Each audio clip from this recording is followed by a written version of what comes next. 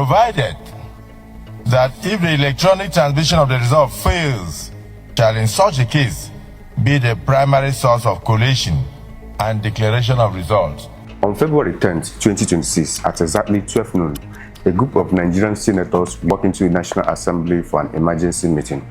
And what they will decide in that room will determine whether your vote will count in 2027. Any attempt to write any result will be resisted.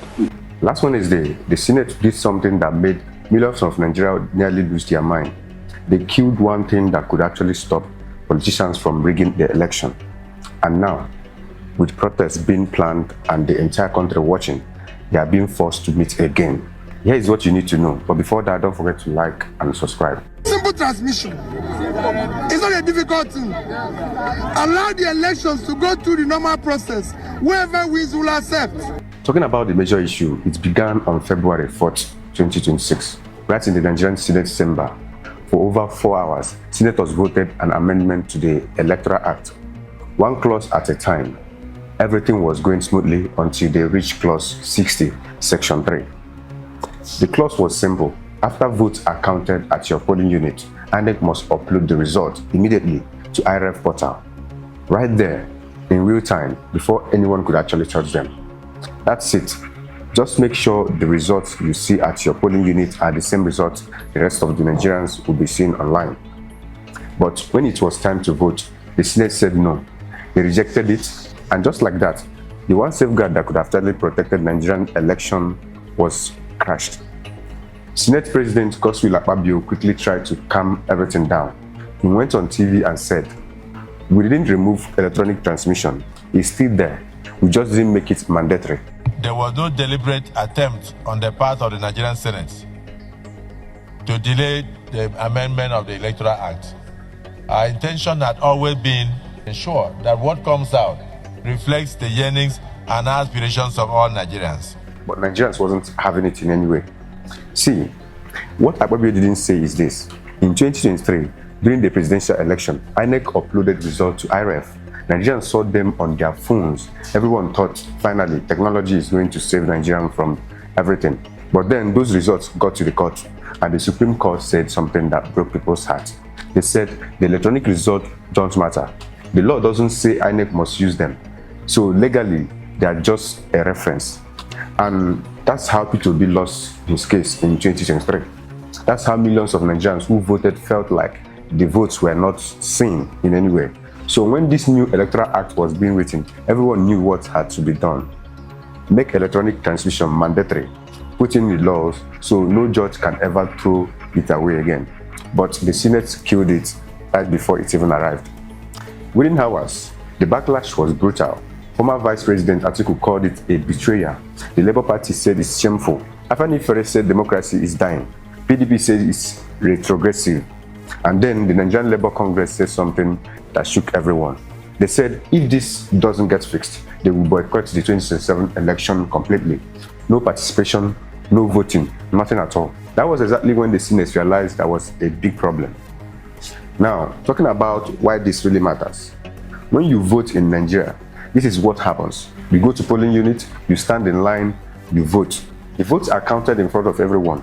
INEC writes the results on a form. You see it, the party agent sees it. Everyone agrees on these numbers.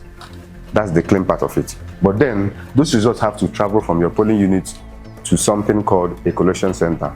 And that journey from point A to point B is where Nigerian election dies. Because somewhere along the road, between your polling unit and the collation center, magic happens. Numbers change. Results that showed one candidate winning suddenly flip. Your votes stop counting and doesn't matter. And when people complain, the response is always the same. The official results are what we announced at the collation center, not what you saw at the polling unit. So in 2023, Nigerians watched this happen in real time. Results uploaded to IReV showed Labour Party winning in certain areas. But by the time those same results reached the collation centers, suddenly APC was winning. People took screenshots, they printed them, they brought them to court as evidence, and the judge said, sorry, the law doesn't recognize electronic results as binding. You can only accept the manual collected result. That's the trap. And clause 60 subsection 3 was supposed to destroy that trap forever. By making electronic transmission mandatory, Whatever you upload at the polling unit becomes the official result. Nobody can claim there was a network glitch. Nobody can say INEC chose not to use it. The law would force it, but then the Senate said no. And what's their excuse? Network coverage. Senator Yemi went on IReV TV and said some polling units in rural areas don't have network. So if you make it mandatory, what happens when there is signal problem? The election gets stuck. But here is the thing, INEC has been uploading results electronically since 2023. They have done it in Ekiti, in Osun, in Anambra, in entire 2023 general election across 176,000 units. It's worked. So why is the Senate suddenly worried about network problem? Why are they protecting a system everyone knows is designed for rigging? Nobody is answering these questions. The Senate has backed itself into a corner and a coalition called the Movement of Credible Election just formed. They are planning process across the country starting Monday. The Labour Congress is threatening to boycott the 2027 election. Civil society groups are filing petitions. Former leaders are speaking out.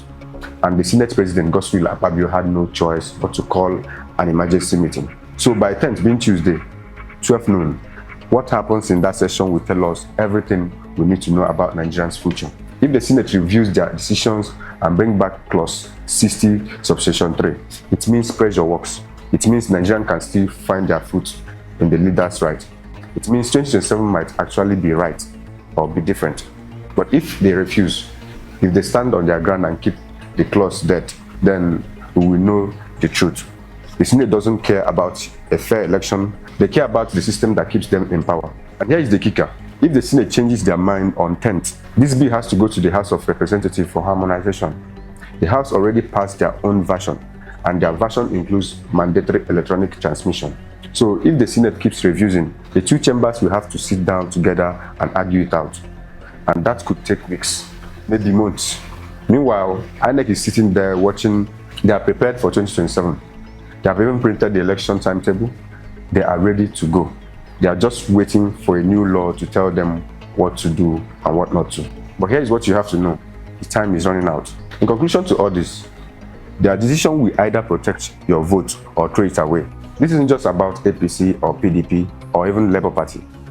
This is about whether Nigeria will ever have a real election again. Because if the people who make the laws refuse to protect the process, then what's the point of voting? Why should you waste your time to stand under the sun for hours if the results can be changed on the way to the collection center? That's the question Nigerians are asking right now. What happens on 10th? The Senate will give us the answers. If you love the truth and want to be part of the truth, don't forget to like and subscribe. Drop your comment, and until next time, bye for now.